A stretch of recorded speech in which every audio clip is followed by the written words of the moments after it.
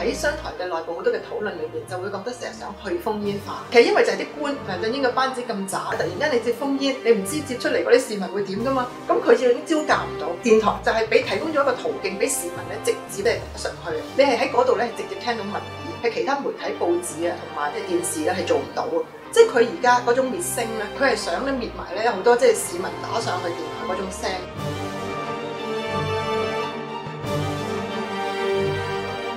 以前無論啲權貴幾唔中意傳媒，但係佢哋喺某一種價值觀裏邊咧，就係覺得喺呢個世界係會有傳媒噶嘛，係要有新聞自由，係會有言論自由噶嘛。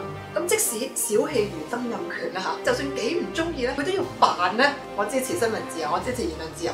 梁振英上場咗之後咧，你感覺到佢對傳媒嗰種嘅不以為然，覺得傳媒嘅角色同我哋係好唔同。咁所以佢對傳媒嗰種嘅打壓咧，就會明目張膽好多，即係佢唔介意核突啊。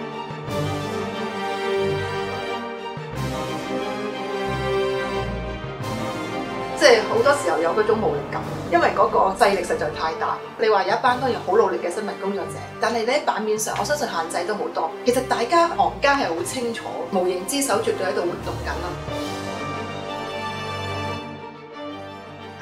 即係佢點解佢只會咁咧？我都唔明嘅，就係話件事已經咁清楚，你坐喺傳媒界，你點解仲可以講呢啲説話？話呢個係一個勞資糾紛啦，甚至勞資糾紛當然我都會認為有問題，唔係老細話炒一個人就炒啦，呢樣嘢都係唔啱嘅。但係更大啲嚟講就係，其實呢個真係唔係一個普通嘅勞資糾紛嚟㗎嘛。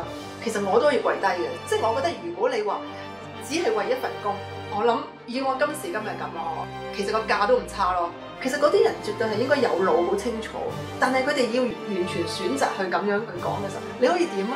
但係有為數唔少，而且係坐喺高位嘅人仲係咁樣諗嘅喎。時勢做英雄，英雄做時代。我係李慧玲。